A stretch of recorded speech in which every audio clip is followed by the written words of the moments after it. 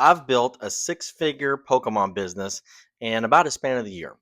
And while that is cool and that is great, if I could start over, I would definitely be in a better spot because of some things that I've learned and some things that I would do differently.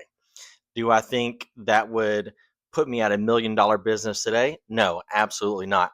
But do I think it put me in a much better position moving forward? Absolutely. And that's what I want to talk about today. If I could start over my business, what would I do? What was some changes I would make, and what would be some improvements I would make? And if you're new to the channel, my name is Dalton. I've been selling Pokemon cards for about 2.5 years now.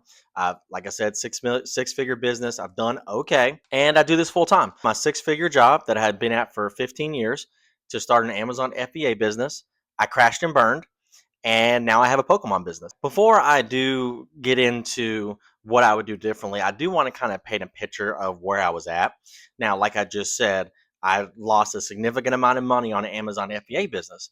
And my wife, she was extremely patient throughout this entire process, but she was also, very realistic. And I'm going to say we agreed, but the overall conversation was, hey, either you make enough to cover XYZ ABC bill, or you're going to have to go back and get a real job. And first of all, I've only had two jobs my entire life. And I worked in the restaurant business for, I don't know, 30 some odd years, something like that. So the restaurant business is the only thing I've ever known, something like this, like reselling, stuff like that. It's the only real thing that I've ever had an identity in. It's the only thing that I've ever felt super confident in, and that I could go into essentially for any, let's just say any quick casual restaurant, and I feel like I could be pretty successful. That being said, if you guys have ever worked in the restaurant business, it is extremely lucrative, especially like working at Cane's, which is where I left. It is extremely lucrative. Like even for Raising Cane's, they have multiple articles in multiple publications that over 10 years you can make $1 million, which is very, very true at Raising Cane's. However, I will say to an extent, when it comes to the restaurant business, the times have passed me by. It's a young man's game. And the reason I'm saying that is because the thought of going back and having a normal job, I mean, at the end of the day, I have a baby, and I'm never going to say never, because every time I've said never, I have to do it. However, the thought of going back, and this is no offense to anyone who's watching this video, and having to tell North Dallas teenagers what to do, really puts things in perspective, that this is a make or break thing for me. I'm not going to fail. I'm going to make this work. I don't care what I have to do. I don't care how I have to go about it. I'm going to make this work, because while it isn't necessarily my dream to sell Pokemon cards, it's been my dream to have my own business.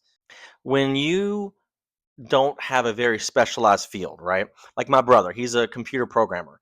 He has a skill, a very hard skill that he can look at and he can quantify. However, if you're in the restaurant business, very much like a leadership business, it's hard to really gain an identity, and it's hard to really gain a set of skills that you think go beyond the restaurant business. So what I'm saying is, this is all make or break for me. I have no retreat. I have no surrender. So let's get into the four things that I would do differently. First and foremost, I would have a plan. PLAN. And the reason I went that whole 2 or 3 minute buildup is to paint a picture that when I first started this, I just had to make money. And the way that you make money in something like this is time, hard work, and money. And I had some money, even though I lost a bunch of money with the Amazon stuff. I still had some cash on me. I still had, like, I want to say, like, and I'm sure one day this is going to get caught up in the comments and all kind of stuff. I had a decent amount of money. It was probably around five figures, maybe right at 10 grand, that I had. And I was also, as I was ending my Amazon business, I also started some grading plays and stuff like that. So I had some cash coming in on that. I had to scale quickly, and I had to put some cash into it. And I did that. And I was able to ramp up my sales. I want to say that probably the second or third month, I was already doing, four figures in sales, which, I mean, the grand scheme of things is not a whole lot, but still, I was doing four figures in sales, but I didn't have a plan. The plan was just make money. However, now when I look at my business, I know that, even let's take bulk, something that I talk crap about all day, every day.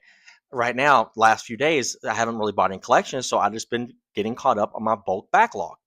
And since I'm using short Swift, I can do like a bulk lot maker thingamajiggy. So I know that with all my Pokemon reverse hollows that I'm listing right now, anything under like 20 cents, I'm going to make that into a bulk lot and I'm going to try to sell it on eBay. Same thing with all the magic bulk that I have. I'm going to make land lots. So one day I was like, okay, I'm going to sell bulk. The next day I was like, okay, I'm going to sell high end singles. The next day I was like, okay, I'm going to sell on eBay. And I just kept on bouncing around and ping pong and, and I wasn't able to make the necessary momentum going forward.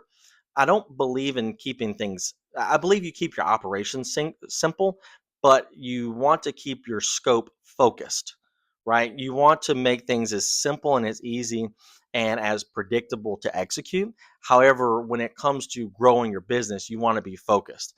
I know I talk about every video, but at Raising Cane's, we had a focused menu. It wasn't a simple menu, it was a focused menu.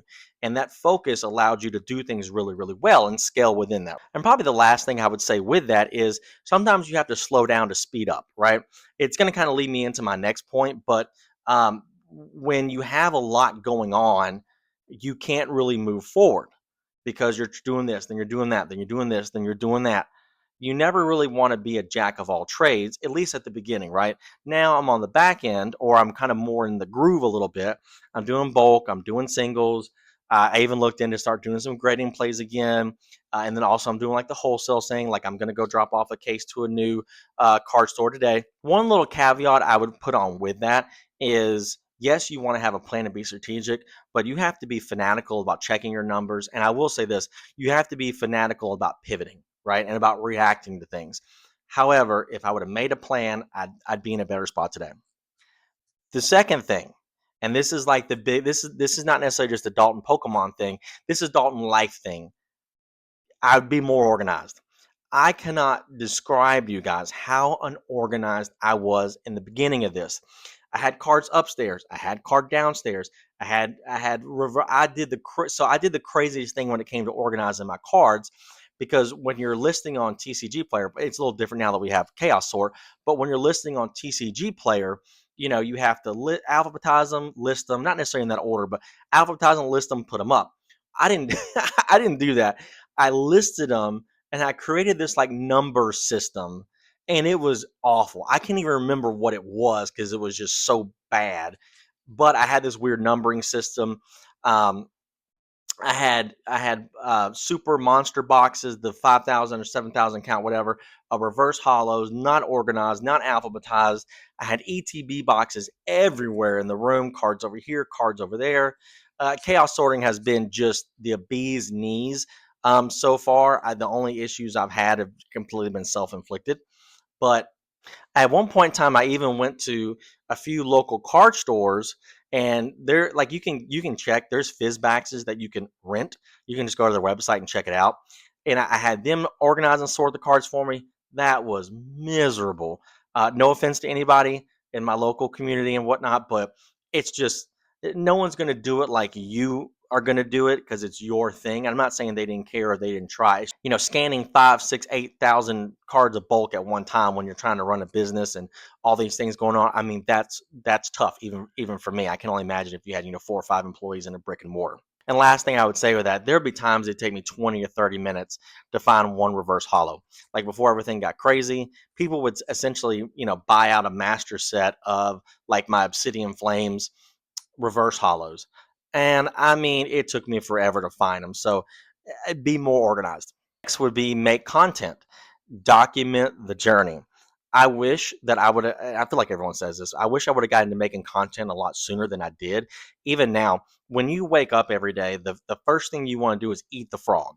And what eat the frog is, it means do the one thing that is going to take up the most amount of your time, or the one thing that you don't want to do the most, do that first. And while making a YouTube video doesn't take that long, it's the fact that I don't feel like I'm super good at it. And when I'm super not good at something, I don't necessarily like to do it. The other thing about making content is it does create revenue. But I have about 50 grand a year in bills that my wife and I agreed that I have to pay.